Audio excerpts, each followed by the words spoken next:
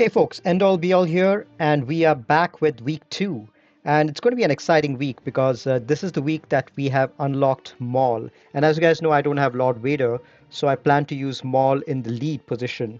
So in this video, what I plan to do is we'll take a brief detour. We'll talk a little bit about Maul for the first 10 minutes or so before we start our GAC match. I want to talk a little bit about modding and some thoughts on what I feel are might be good options for using him on offense and defense. So let's jump directly into our mall section. So for modding, you can see over here my mall. I have modded him for offense because I plan to use him uh, on uh, on offense with his own lead. With Vader, I would recommend health modding, but obviously over here, offense is much better with a health set. I have him at about 7,658 offense, which is about which is pretty good for level 5. I have offense primaries on triangle, square, and cross. Do have a speed arrow on him because I do believe he needs to be important if he has to be a standalone character. I have him at about 338 speed, and you'll see in the next slide why high speed on him is quite important. And then I have health secondaries and primaries where possible. Now, let's take a look at some options for teams over here. You could go with a pure Mandalorian team, and this is one team that you'll see which is going to be pretty popular for Maul on offense and defense. That's going to be with Candrass and Bo-Katan. Candrass has got great synergy with Maul. Maul lead allows him to attack on basic or assist every time, and his basic does tons of stuff. Applies tons of debuffs, applies tenacity down, and also generates turn meter for him and allows him to go again. And the moment he goes fast, he does his special, and then that gives Maul another turn because Maul has frenzy to start with. So Candrass is actually a great addition to the team. Bo-Katan is pretty good because especially if you have the Zeta on her, every time that a Mandalorian ally assists, they recover 8% protection. And that's not on a lead, that's on her unique. So even if she's not on a lead, if you have that Zeta on her with Maul lead, all the team is going to be constantly recovering protection, which is great for this team. It's going to make them very hard to kill, especially with the shifting taunts around. Over here, what I have over here is the turn order. So if your Maul is fast, then he's going to go ahead and if you're using him on offense, you can use the special ability, the second special, 3 times in a row, and then that calls Candrass and Bo-Katan to assist, which will end up giving Candrass a turn, and Candrass ends up going next as well, even if it's slow, just because Maul is going and using his second special. Candrass ends up going next, and then because you can then go ahead and use a special with Candrass, and then Maul ends up going again because he's got frenzy. So if your Maul is faster than the enemy characters, for example, my Maul is 338, if that is faster than any of the enemy characters, then you will take 5 turns before the enemy even gets to go. So you've got good control of the battle.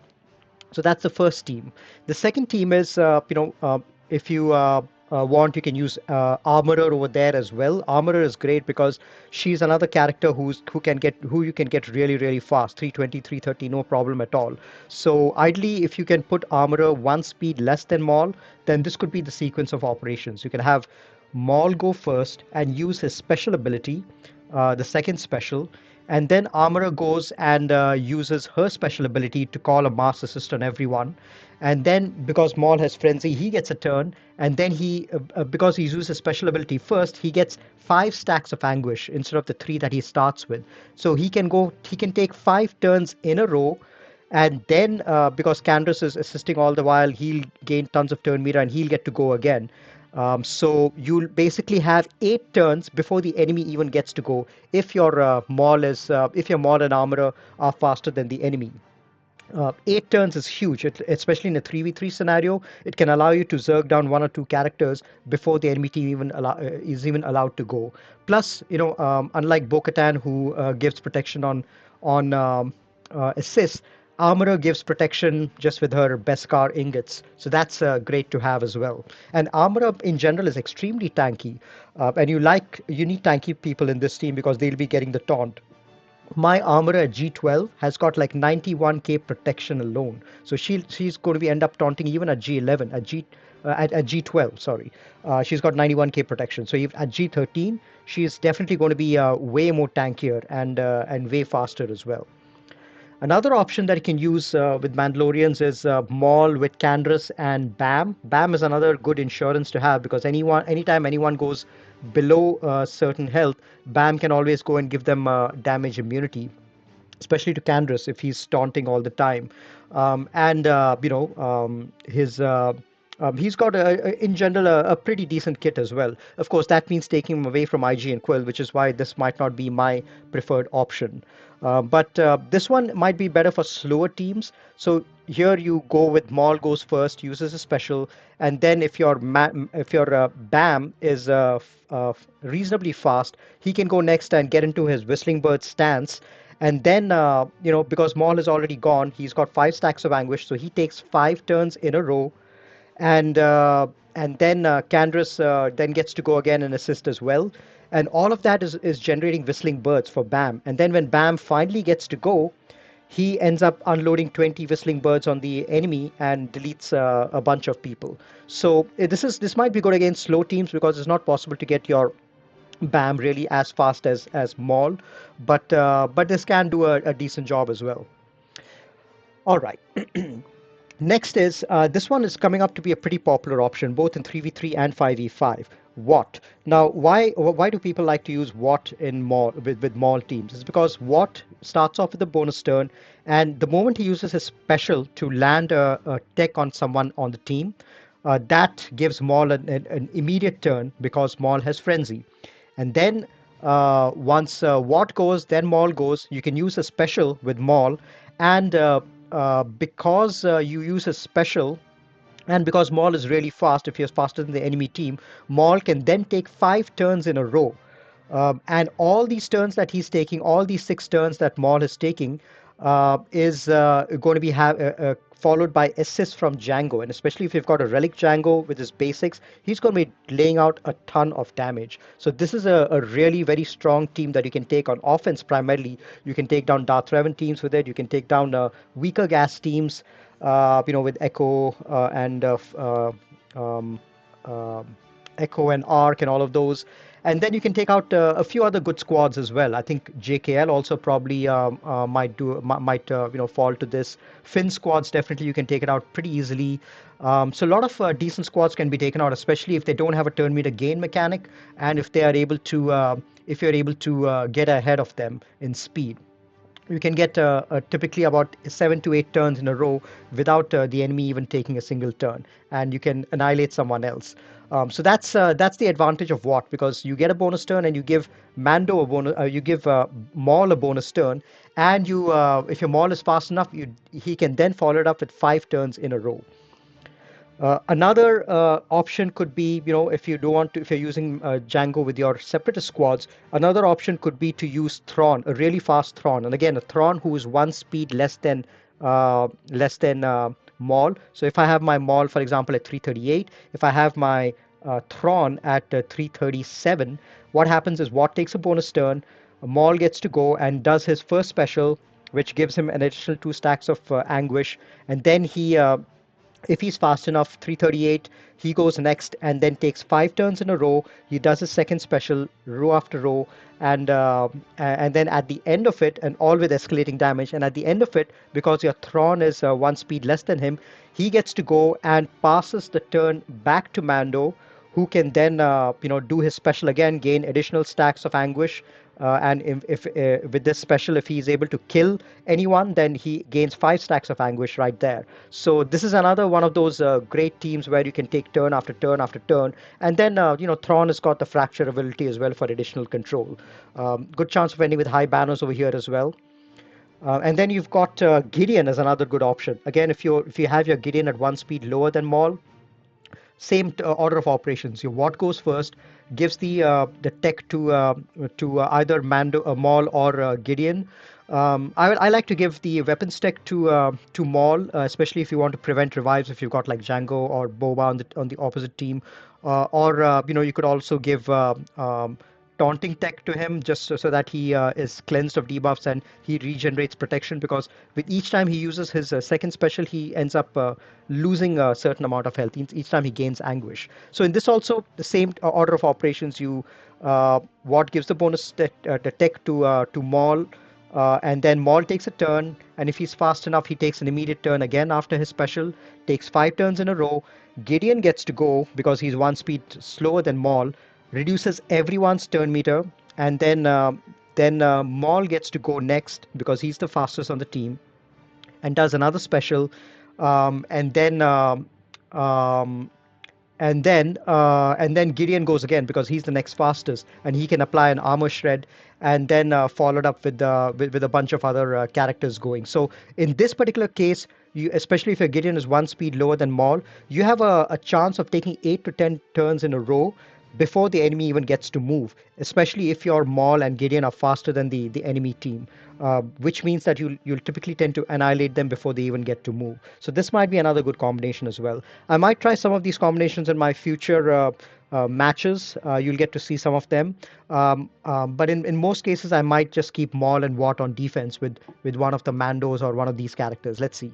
I haven't yet decided how I'm going to do that, but it might just depend from opponent to opponent.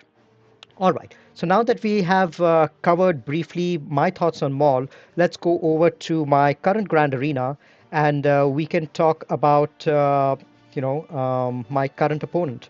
Let's take a quick look at my current opponent. So I am facing Schniggy, who's from a German guild with a stand is Zwecklos. This is the very first match of the week. And my opponent Schniggy is a pretty decent opponent. He's got 926k lifetime banners, pretty good. Has come, I think, 400 or so in Kyber before, 400 rank. Oh no, he's got about 1900 rank in Kyber, but he's got about 4 GLs.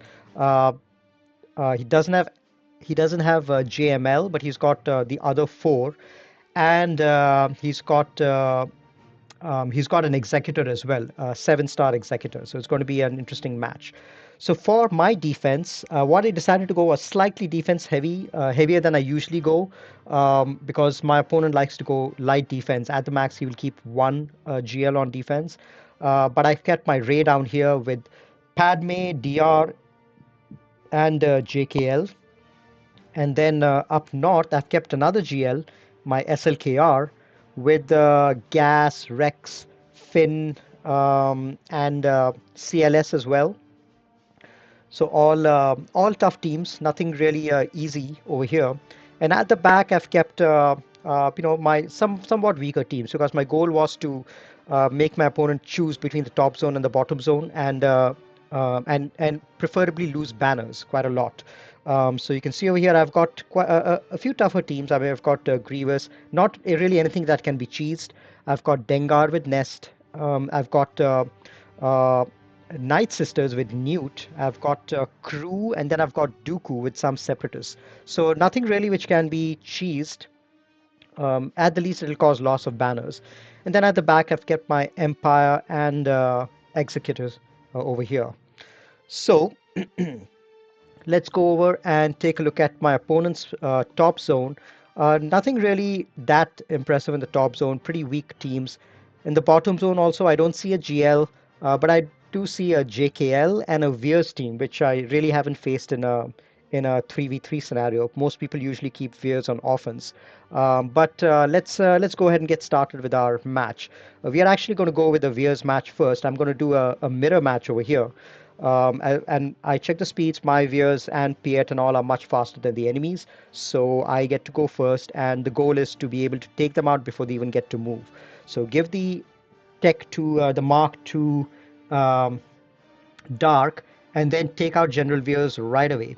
And then with the Master Assist, take out Piet because he's slightly more thicker at R8. And then it's just a question of taking out Dark Trooper. And because Dark Trooper does all these multiple hits, um, he is able to take out his mirror image pretty easily in one shot itself. All right. Then we go against, let's see, I take against the JTR squad. I've taken Maitreya. Now JTR is another one of those squads that you usually don't see on defense. A lot of people love the flexibility of using JTR and the droids on offense. Um, But in this particular case, if you see JTR on defense, you can go ahead and take Treya if you have them. Like my Treya, my full Treya team is all G12. None of them are even G13, and there's at least 14 relics on the enemy team. The R2D2 is R7 and the Ray as well. But Treya is one of those teams who punches way above their weight, especially against a team like this, because this team they gain so many buffs out of turn that it's very easy for them to lose a lot of the 50% offense with Treya's lead. They you know Once you isolate Ray, she is JTR. She's completely helpless. She doesn't get any turn meter, doesn't get any buffs, and then you can just go ahead and annihilate her. And then the other characters also they lack offense, so it should be pretty easy to get rid of them without much worry. So here I'm just trying to get some banners back on Scion. All the debuffs that they do, burning, stun, and all that doesn't matter because of Treya. She just shrugs them off. So 53 banners, pretty good outcome. Now let's go ahead with the CLS match. On this one, the Chupio is pretty weak, so not much of an issue. Excuse me. So I decided to go ahead with my Jedi Knight Revan squad against the CLS squad. The goal is to get rid of Chupio first, and then focus down on CLS. Now this is a weak Chupio, only gear 11, but he is a little tanky just because of the stat sharing that comes from Luke. So I just take him out in one turn, and now it's a question of getting Luke down. Steal some stealth, spread the love around, and then I need to cleanse a little bit, and then I just have to do a quick assist attack, and CLS is taken care of for 53 banners. So pretty straightforward match. That should work with tougher matches as well, especially if your JKR team is faster. Just mark down Chupio, take him out, and then work your way with CLS. Now, for JKL squad, I took in my Thrawn with the took in my Thrawn with the rebels, Han and Chewie. Now, the main reason for this is, you know, especially if your Thrawn is fast, you can land a quick fracture on CLS on a Luke before he even gets to go. And I checked over here, the Hoda and the Qui-Gon Jinn are much slower than my Thrawn. So I could land the fracture, and even if they do the Hero's Arise ability, it should be fine for me. So I didn't want to attack JKL first because it gives him turn meter and speed if he gets crit. So what I decided to do was just attack Qui-Gon Jinn, and then I fracture Luke. And even though Hero's Arise ability takes place, because he's fractured, I have the battle in control. Now it's just a question of getting through to him before before he can come out of fracture. So I'm able to do that, and then Hoda escapes from the battle, and I end up with a pretty decent 54 banners. All right. Now, at the back, no GLs. I usually would have expected one GL at least, but no GLs over here, which means that I can overkill the rest of the squads. So against the crew team, I taken the JTR. I usually save the JTR squad for CLS, but I don't see CLS over here, so this one is perfectly fine. And this is a pretty straightforward battle. This is a hard counter in threes. These three do a really good job against all combinations um, of first orders. OG Kylo can get a little irritating just because of all the AoEs that he does. And in this particular case, he landed a stun, which wasn't really good. But I'm trying to land a daze and ability block on him so that he doesn't do much damage. And now it's just a question of making sure I take down Kylo first, and then I can always stall a bit on crew to recover banners. So that's my goal over here. I landed healing immunity on Kylo, and I'm trying to Yep. Now, Kylo is going after my BB-8, which is not really advisable. So I have low health on my BB-8, so I'm trying to I stall a little bit over here in order to recover some protection and health on at least the rest of my characters. BB-8, I don't know if going to be able to get to full health and full protection. I think at least full protection is easy enough. I allow Kylo to hit him a few times with Foresight on because that generates protection on him with the Zeta. And then once I feel confident that I have recovered enough, I end the battle for 53 banners.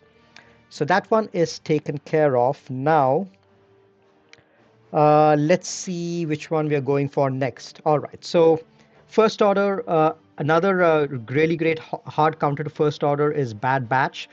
In this particular squad, there's no pre-taunter, but they do all start with advantage, which is a great thing because that allows the team to gain buffs because to gain a turn meter because the moment that Echo goes in and dispels, the whole Bad Batch team gains tons of buffs and applies daze and healing immunity. Now it's just a question of getting rid of Red Trooper first, and then the other characters can be taken care of pretty easily. So really not much of an issue. It's I land a couple of stuns over here, and then pass the turn on, and yeah, it's a pretty straightforward battle. Separatist squads, first order squads, all these are great to for Bad Batch to take care of. All right, let's see what other battles we have. I'm going to rush through some of these. I think this was the Night Sister battle. I took in my Bosk over here, which is a this is the version without plague, so it's okay for the regular boss team to get this job done over here.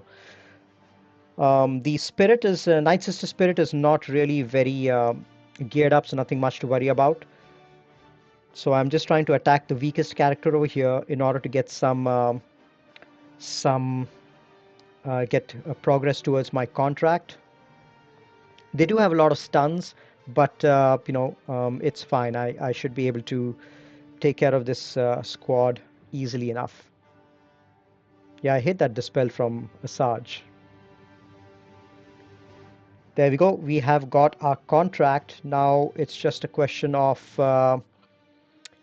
I take out the spirit, get stunned, so my my BAM doesn't get to go. Now I dispel that, try to land a stun on Daka, and then take out Asajj because she's the main damage dealer who ramps up on deaths. So now Asajj, Daka might not be able to revive Asajj. I think she can still probably revive Spirit, but Spirit is not much of an issue since she's only G11 or something like that. Yeah, now it's just a question of making sure that we have Daka under control, and then we can annihilate her in the next turn. There we go. So 54 banners, pretty simple. All right, let's see which battle we have next. Newt squad, and against Newt, what do I decide to do? I think I go with BAM. Yeah, BAM is another one of those squads which is great against both First Order and Separatist squads. First Order squads, Separatist squads are quite popular on defense just because they tend to be banner stealing and can sometimes surprise you, especially Newt can get a few surprise holds. But BAM is one of those teams who gets a guaranteed 53-54 against Separatist and First Order squads. Tons of control, just like Bad Batch, and all the debuffs that these guys do, they just fall off right away, just like that. Quail can't be stunned, and any stuns which land on IG-11 just gets washed away once he takes the turns. Everything gets cleansed out. And Dooku also can't ability block BAM, so that's another good thing since BAM is immune to ability block. So you just have to, yeah, just have to make sure you get that you maintain full health and full protection at all time, and then whenever you get your whistling birds, you can use that to take care of people like Newt or Dooku. Whistling birds is great on Newt just because it prevents revives. And it's great on Dooku as well because even if he has damage immunity, it's really not much of a or if he has crit immunity, it really doesn't matter because it's all true damage which is done over here. So 53 banners against a new Dooku squad. All right, now I think I still had two GL, so I decided to overkill this Grievous with JMK and Cat, which is it's an easy thing. I mean, you all you need to do is make sure that because there's no taunt over here, there's no IG 100. All you need to do is reduce Cat's cooldown, annihilate Grievous, and then just take care of the other droids whenever you get a chance. Yeah, this is overkill. I could have probably just gotten it done even with JMK alone, but you know. I usually don't like to go undersized in threes. The benefit is really not that much, and I felt that this match was not going to be an efficiency match anyway. So no point pinching banners. Just might as well just do a sure thing, a sure kill. All right, so let's see what he has at the back for ships. I was certain that he's going to have his 7-star executor on defense, but he did not keep that. He kept it on offense, and he placed negotiator in home one. So we'll come back to the ships later. Let's finish some of the other battles over here. Now, Maul team. I decided to test out Maul on offense against the Finn team just to showcase how this team really works. Now, the first 10 minutes I spoke briefly about Watt with Maul. So this is what happens. Watt is going to end up giving the tech to Maul, and in this case, I like to give the healing tech or the taunt tech just because Maul otherwise will end up losing tons of protection. This way, at least every time he takes a turn, he recovers back some amount of protection. So I think that's what I do over here. I give the taunting tech to Maul, and then I do the special first. That's very, very important because my Maul is at 338 speed. You do the special first, and his stacks of anguish goes up from 3 to 5. And now, because my Maul is 338 speed, he gets to take another turn almost immediately. And now I can get 5 turns in a row because I've got 5 stacks of anguish with me. And each time I take a turn, Django is going to assist. So that's what happens. One turn, Django assists, kills him. Another turn, 20k hit, Django assists, kills him. 34k, third hit, and then with the final hit, 76k. So escalating damage, really amazing. And this was obviously an overkill, but wanted to showcase how powerful Maul, Watt, and Django are on offense. You can take care of a lot of really really good teams on offense if you have these. And on defense as well, these guys, especially if you've got a fast Maul, these guys will do a really decent job on defense as well. All right. Now, I've got against the Bosk team, I taken my Basti Cam. And this case, what I do is I love to go after Bosk first because if he gets his taunt started, you don't want the other guys to have a free reign while Bosk is taunting. So I always like to get rid of Bosk first in situations like these, and then take the other characters out. So Django is out for the first time. I ability block him so that he can't do his big hit, and then ability block Boba as well, and then land a big hit on Django, take him out 167k, and now we just have to finish Boba twice, and there you go. Very powerful team. Basti with Cam, and a lot of people like to use some other Jedi as well, but since I had no other use for Hoda, I just kept him in there. All right, what else now? Now, oh yeah, the other Night Sister team, they've got Acolyte Cheese in there, so wanted to make sure I had something to prevent revives. So I've got my Boba in there, Boba Lead for that extra defense, for the extra offense, the extra crit damage, and I took care of Talzin so that she's not revived back from the dead. And now it's just a question of generating enough offense to take out Acolyte with an AoE. And I was thinking my Wampa would do the job, but Django, the Boba was able to do it just fine. So another overkill over there. And then I have one more GL left, but before I use the GL on the Geos, I decided to complete one feat, which is the Mon Mothma feat. So use Mon Mothma, Cara Dune, and Biggs on offense.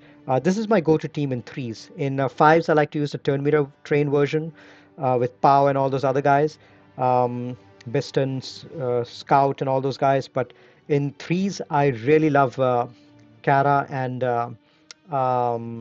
Biggs. I would have used K2SO and Cassian if mine were relicked up, but mine are G11, G10, or something like that. So I really don't want to relic them up at this stage, even though they can go really well with Mothma in threes. But these guys more than do the job for me, so I really felt no need to relic those guys up. Plus, relics material is in real short supply these days. There's so many characters coming out, so many GL requirements require really, really, high relics that I definitely need to be very mindful about where I'm putting my relics. All right. Now, looks like I end with 54 banners over here as well. So we're doing pretty decent in terms of banners. And then for the final one, the Geos, I overkill it with the Jedi Master Luke. Nothing much to say over here. Just keep calling assist, reducing their ability so that he doesn't cleanse everyone, and then stun with Ayla whenever I can. I call Ayla to stun, and then call Snips to clear the taunt. Ayla to land another stun,